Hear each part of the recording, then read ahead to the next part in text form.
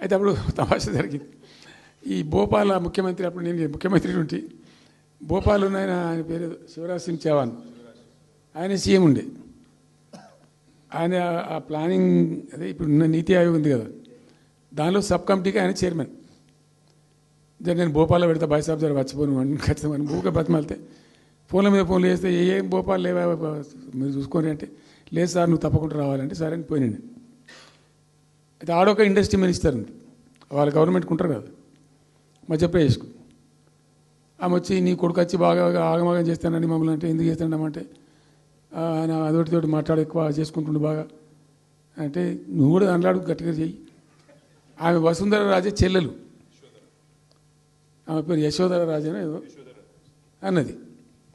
అంటే నేను అంతకుముందు ఒక కొద్ది రోజుల ముందే నేను భోపాల్ పోవడానికి ఒక దాదాపు 2-3 months బిఫోరే మోడీ గారు వచ్చిండు. అక్కడ వచ్చి 14 లక్షల కోట్లకు ఏం మూవీ చేసి పడేసింది ఇది మధ్యప్రదేశ్ గవర్నమెంట్.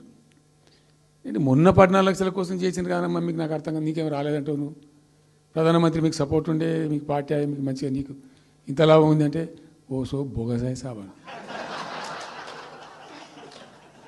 ఆమె నేను అతను ప్రామిస్ చెప్తాను. నేను ఐ వాజ్ షాక్డ్. అది వచ్చేదా పోయేదంత వాటిగా గ్యాసు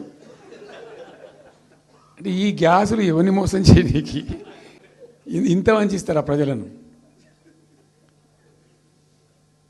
నికరంగా వస్తే పెట్టుబడులు రావాలి కదా, కనబడతాయి కదా.